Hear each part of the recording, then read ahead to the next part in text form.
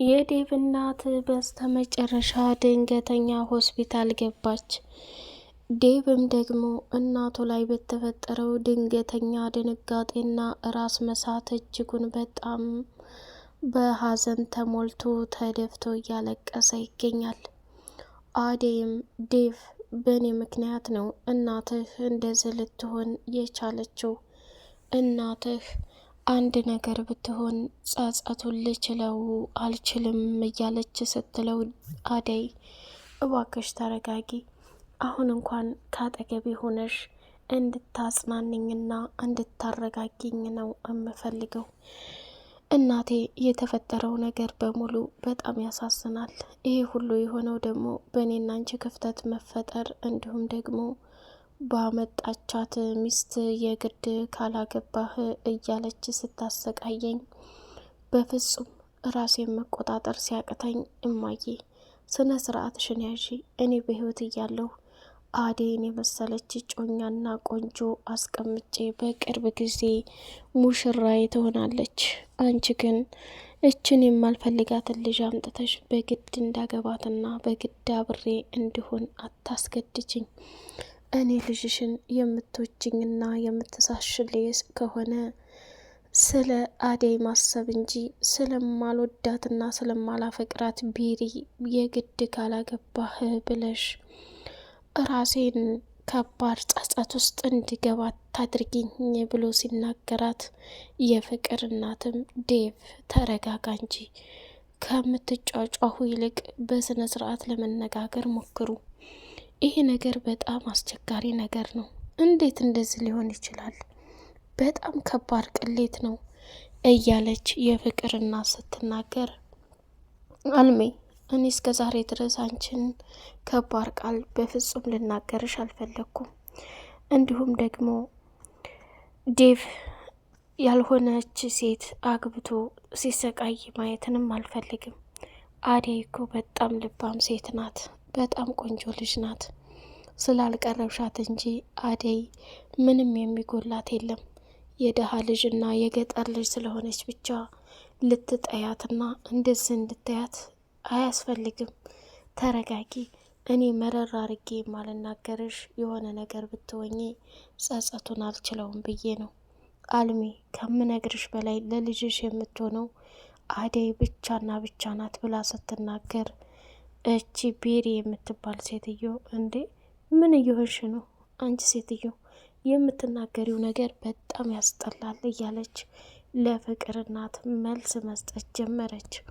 የፍቅር እናትም ደግሞ ስሚ አንቺ፣ እኔ ማንንም ስም ጠርቼ አልተናገርኩም፣ ያለበት ይግነንበት። ዴቭ ታልወደደሽ እና ካላፈቀረሽ ከህይወቱ ብትወጭለት በጣም ደስ ይለኛል ብላ ስትል፣ ወይኔ ጉዴ!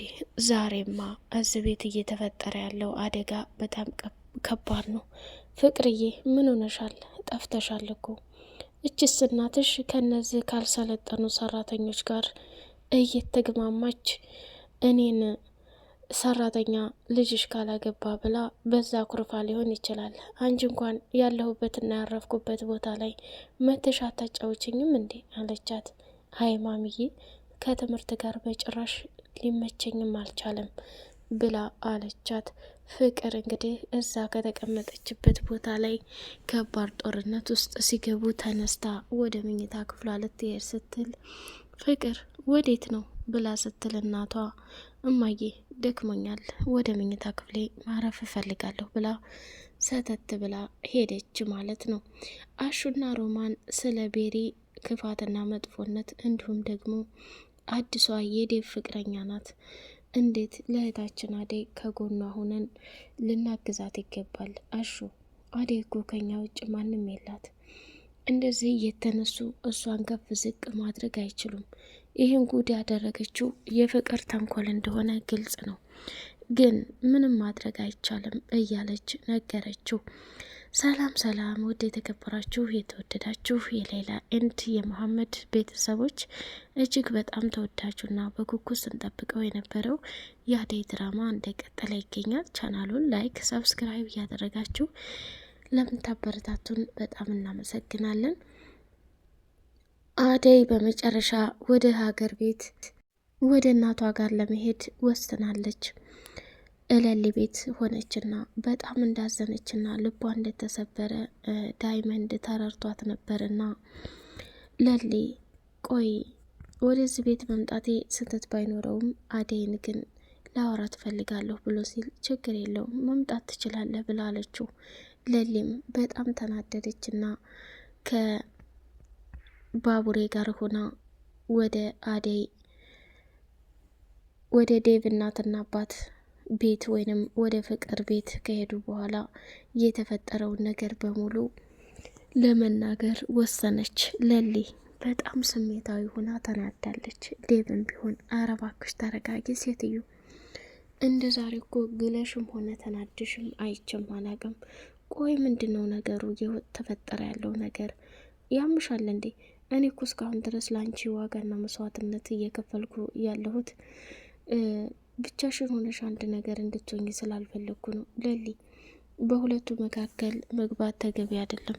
በኋላ የታረቁ እንደሆን አንቺን ሌላ ነገር እንዳስቡሽ አልፈልግም ብሎ ሲላት፣ ተው እንጂ ለእኔ እኮ ብቸኛዋና አንዷ ጓደኛዬ በዛኔ በቸገረኝና ማንም በሌለኝ ሰዓት ከጎኔ ሆና አደይ ብዙ መስዋዕትነት ከፍላልኛለች። ዛሬ ደግሞ ማንም ሰው የለ ብለው እየተነሱ እንዲጫወቱባት አልፈልግም።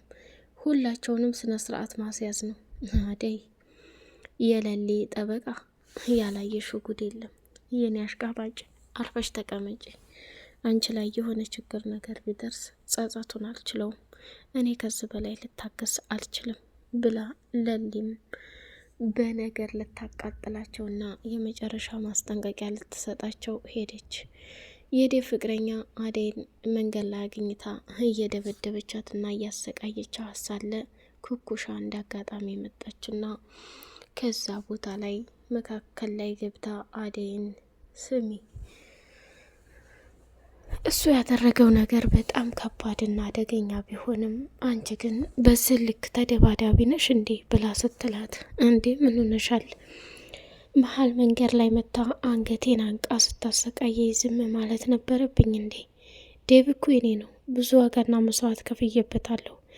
መሄድ ከፈለገ ደግሞ ጥርግ ማለት ይችላል። ግን ማንም እየተነሳ እንዲያስፈራራኝና ማንም እየተነሳ እንዳሰቃየኝ አልፈልግም ብላ ለኩኩ ስትነግራት፣ ኩኩም ደግሞ አደይ የሌለ እንዳበሳጨሽ አውቃለሁ።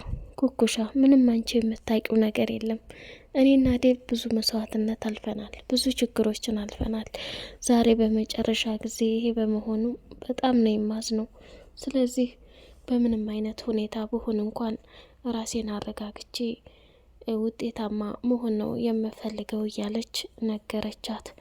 አደይ ከሚባለው በላይ በጣም ተናዳ እቤት ተቀምጣ መጣና ዳይመንድም አረጋጋት። ስሚ አደይ፣ አንቺ ከሰው በታይ ዝቅ ብለሽ ማየት አልፈልግም፣ እንዲከፋሽ አልፈልግም። ይህን ሁሉ እያደረግሽ ያለሽው እምዬን ለመጠበቅ ነው። ስለዚህ ለምዬ ብለሽ አረሽው ነገር ደግሞ ምንም ነገር እንዲጸጽትሽ አልፈልግም። ሁሉም መስመር ይዞ በቅርብ የምትደሰችውና ያልጠበቅሽው ሰው በህይወትሽ ገብቶ ሊያስደስትሽ ይችላል ብሎ አላት። ሩታ እንግዲህ መንገድ ላይ ለብቻዋ ቁጭ ብላ እያለቀሰች እያዘነች፣ እንዲሁም ደግሞ ስለ አንድ ሰው እያሰበችና እየተጨናነቀች ባለ ሰዓት ዴቭ እንደ አጋጣሚ መጣና ሩቲ የኔ ውድት ቆይስ ብቻሽን ይሆንሽው ለምንድን ነው? ምን ተፈጥሮ ነው እያለ ሲላት፣ አረ ምንም የተፈጠረ ነገር የለም። እኔ እዚህ ለብቻዬ የሆንኩት በቃ ዴቭ እናትና አባቴም ሳያስቡበት እኔን ወለዱኝ። እነሱ ግን የራሳቸውን ህይወት እየኖሩ ነው። እኔ ግን እስቃለሁ፣ እጫወታለሁ፣ ብቻዬን በጣም ከፍቶኛል አለችው። እንዴ አሹና ሮማን ጋር ጓደኛ አልነበራችሁ እንዴ? እኔ ግርም ከሚለኝ ባህሪ ያንቺና የሊዱ ባህሪ በጣም ይገርማል። ከሰው ጋር ቶሎ ትቀራረባላችሁ፣ ቶሎ ብዙ ነገር ትሆናላችሁ፣ ግን ጓደኝነታችሁ ለምን እንዲሆን አይዘልቅም ብሎ ሲላት፣ እንደኔ ስላልሆኑልኝ ነው። አየህ ዴቭ፣ አንተ የምታውቀው ነገር ብዙ ነገር የለም። ሩታ ጥርሷ ሲስቅ ከላይ ጤነኛ ትመስላለች፣ ውስጤ ግን ምን ያህል እንደታመመና ምን ያህል እንደተጎዳው የሚያቅልኝ የለም ብላለች። አራረጋየው ትንሿ እህቴ ምንድን ነው የተፈጠረው? እኔ ነገሮች የምታማክሪኝ ከጎንሽ ሁኜ ሀሳብ የማልሰጥ ሰው ሁኜ ነው እንዴ እንደዚህ የሚከፋሽ? እያለ ሲላት አላቅም ዴቭ፣ በጣም ከፍቶኛል። እኔ ምን እንደምፈልግ እንኳን የሚረዳኝ ሰው የለም እያለች ስታለቃቅስ መጨረሻ ላይ እንግዲህ እንዳፈቀረች ገባውና ቆይ ማን አባቱ ነው የእህቴን ልብ እንደዚህ የወሰደው? ሂጄ እንዲንከባከብሽና እንዲጠብቅሽ ማድረግ ፈልጋለሁ ብላ አለችው። ከዛ እሱም ተገረመና ወይኔ የዘንድሮ ማያ ብቻው ነው፣ ምን አይነት ጉድ ነው የመጣው? ሩታ በተቻለ አቅምሽ ለሰዎች አስደስታለሁ ብለሽ ራስሽን መጉዳት የለብሽም። በህይወት እስካለሽ ለራስሽም ነጻነት ለራስሽም ደስታ መስጠት አለብሽ ብሎ አላት። እሷም በጣም ደስ አላትና እሺ በቃ ችግር የለውም ዴቭ፣ ከአጠገብ የሆነ ነገሮችና ችግሮችን ስለተረዳኝ በጣም አመሰግናለሁ ብላ አለችው። ሩታ እንግዲህ ወደ ሆቴል ሰተት ብላ ስትሄድ አዴንና ዶክተርን ስታገኛቸው በጣም ደነገጠች። አዴ የሰው የሆነን ነገር በሙሉ እንደወሰደች፣ ቆይ ደግሞ ከዶክተሩ ጋር ምን ታደርጋለች አለችና መጀመሪያ ላይ ዶክተሩ በጣም ብዙ ስራ በዝቶብኛል አዴ፣ ዛሬ ደግሞ አንቺ የሆነ ነገር እንድታደርግልኝ እፈልጋለሁ። ምግብ ቤት እንሄድ፣ ምሳ መብላት እፈልጋለሁ። ገንዘቡን እኔ ከፍላለሁ፣ ግን አብረሽኝ እንድትበይና አብረሽኝ እንድትሆኝ እፈልጋለሁ። ዶክተር፣ እውነት ለመናገር አንተ እኔንም ሳታቀኝ ካጠገቤ ሆነህ እያገዝከኝና መስዋዕትነት እየከፈልክልኝ ስላለህ አመሰግናለሁኝ። አንተ በጣም ጥሩ መልካም ሰው ነህ እያለችው ሳለ ወደ ምግብ ቤት ይዟት ሄዶ እየበሉ እየጠጡ ሳለ በድንገት ሩታ ስትመጣ ደነገጠችና ቆይ ዶክተር ከአዴ ጋር እዚህ ምን ታደርጋለህ ብላ ስትለው ሩታ አንቺስ ምን ታደርጊያለሽ? ያልተጠራሽበትና እንዲሁም ደግሞ ያልተፈቀደልሽ ቦታ ለምን ትገኛለሽ ብሎ አላት። ዶክተር ቆይ ለአዴ እንደ ጋበዝካት እኔን ሳትጋብዘኝም ብላለችው። ጥሩ ስራ በጎ ነገር ካለሽ እጋብዝሻለሁ፣ አዴን እስኪ ተመልከቻት፣